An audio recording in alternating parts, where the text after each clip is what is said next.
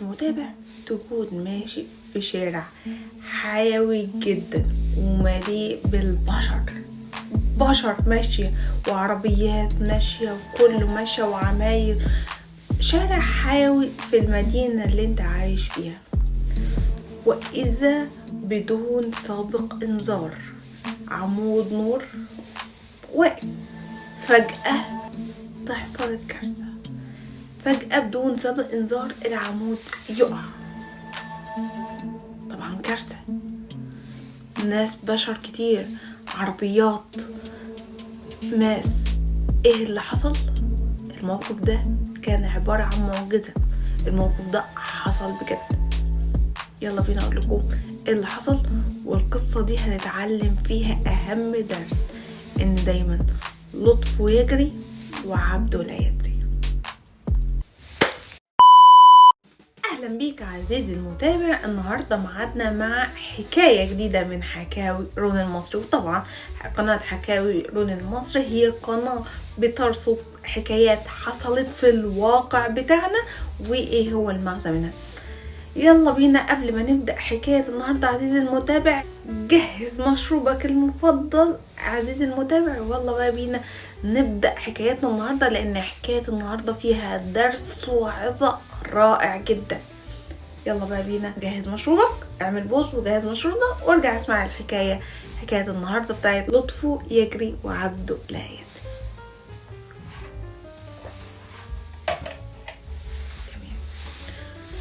من اسبوعين عزيزي المتابع حرفيا الحكاية دي حصلت قدام عيني، اقسم بالله العلي العظيم الحكاية دي حصلت قدام عيني. ماشية بالعربية في شارع حيوي في المدينة اللي انا عايشة فيها، شارع مليان بالسكان، مليان بالناس اللي ماشية فيه، لان هو يعتبر السنتر بتاع المدينة. انا كنت يعتبر في الداون تاون بتاع المدينة. وفجأة بدون سابق مقدمات، مفيش، الناس ماشية طبيعي، حركة المرور طبيعي، فجأة لقينا عمود نور وقع. عمود نور وقع ازاي؟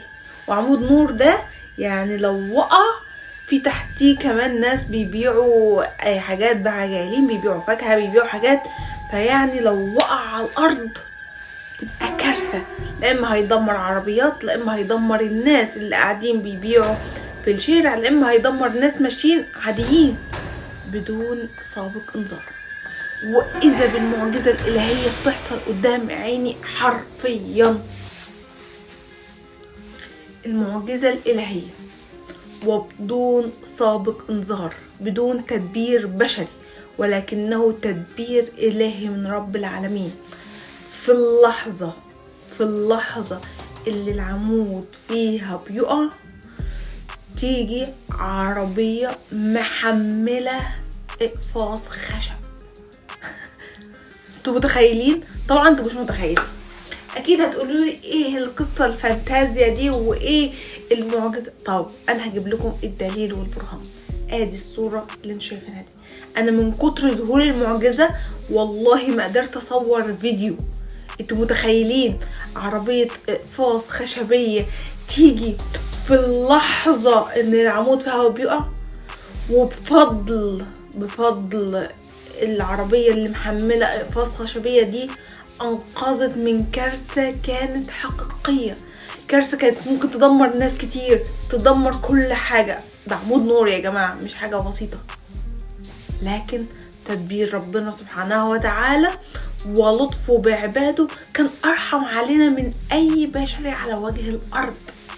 انتوا متخيلين شارع حيوي فجأة بدون سابق انذار بتاع يقع، وفجأة بدون حول ولا قوة مننا كبشر عربية تيجي، وعربية اقفاص هي اللي تلحق، كبيرة انتوا شايفينها عاملة ازاي، هي اللي تلحق المصيبة والكارثة دي. رب العالمين انقذنا من غير حول منا ولا قوة.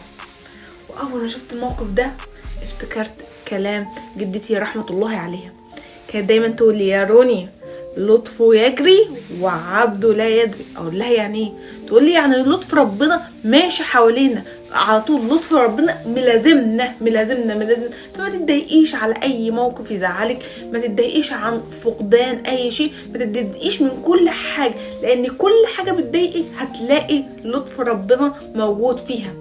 بس انت اطمني ان لطفه يجري وعبده لا يدري، وقولي لعله خير. ايوه لعله خير، ربنا ما بيبعتش الا الخير. ودي كانت حكاية النهاردة. تعلمنا فعلا حكاية النهاردة، اثبتت لي بالدليل والبرهان العملي ان لطفه يجري وعبده لا يدري. لولا لطف ربنا كان زمان في كارثة حصلت. يا عالم كان ممكن تكون في اطفال ماشية والعمود بيقع، يا عالم عربية مين تكون ماشية والعمود يقع عليها يكسر ازاز يبهدله ويكون في ناس سايقة وناس تموت. شفتوا بس مجرد التفكير في الكوارث اللي كانت هتحصل ما تقدرش تعدها، ما تقدرش تحصرها، يعني unlimited. لكن لطف ربنا بعت لنا في اللحظة دي انقذنا بدون حول مننا ولا قوة. فانت بقى تيجي تقول انا زعلان، انا متضايق، انا خسرت شغلي، انا تعبت، انا احبطت. لا، اللي انت فيه ده هو احسن سيتويشن ليك، ولطف ربنا لاطف بيك. بس انت محتاج بس شوية تتعب عشان تشوف لطف ربنا وتتأكد ان الموقف اللي انت فيه ده هو خير سيتويشن ليك وخير موقف ليك. الحاجات دي ممكن ما تشوفهاش الا بعدين وتتأكد وتقول يا سبحان الله، اللي انا كنت متضايق علشان سبته وكنت متضايق علشان ما كملتش معاه هو كان اعظم اختيار. بس انا ساعتها كنت بشري، منظوري على قدي، شايف ان دي خسارة ورب العالمين بيأهلني لحاجة تانية. كانت حكاية النهاردة، يا رب تكون حكاية النهاردة عجبتكم واستفدتوا من الدرس ده. الدرس ده يا جماعة بيطمنكم ان ربنا معانا في كل لحظة، في كل ثانية، في كل فيمتو ثانية. ربنا كتب لنا الخير حتى لو انت شايف ان الخير ده هو شر ليك. وافتكر دايما ان عسى ان تحبوا شيئا وهو شر لكم، وعسى ان تكرهوا شيئا وهو خير لكم، والله يعلم وانتم لا تعلمون. واخر نصيحة افتكر ان لطفه يجري وعبده لا يدري. ربنا لطيف بعباده. كل اللي عليك تعمله بس ترمي حمولك على الله وتسعى وتاخد بالاسباب وتدرك ان ربنا معاك في كل لحظة انت ماشيها.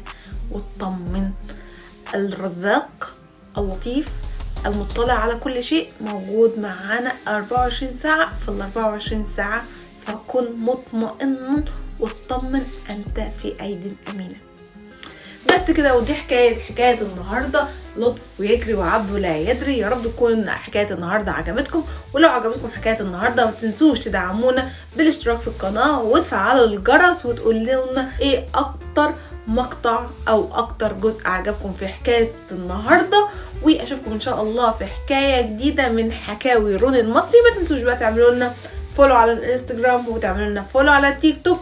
ولو عجبتكم القصة دي واستفدتوا منها هطلب منكم طلب بسيط جدا، تشيروها مع اصحابكم على الفيسبوك او على الانستجرام او على الواتساب لعل حد يسمعها ويستفيد. اشوفكم في حكاية جديدة. يلا باي باي. رون المصري. ومتنسوش اخر حاجة اذكركم واذكر نفسي بقراءة الفاتحة لجدتي رحمة الله عليها. باي باي.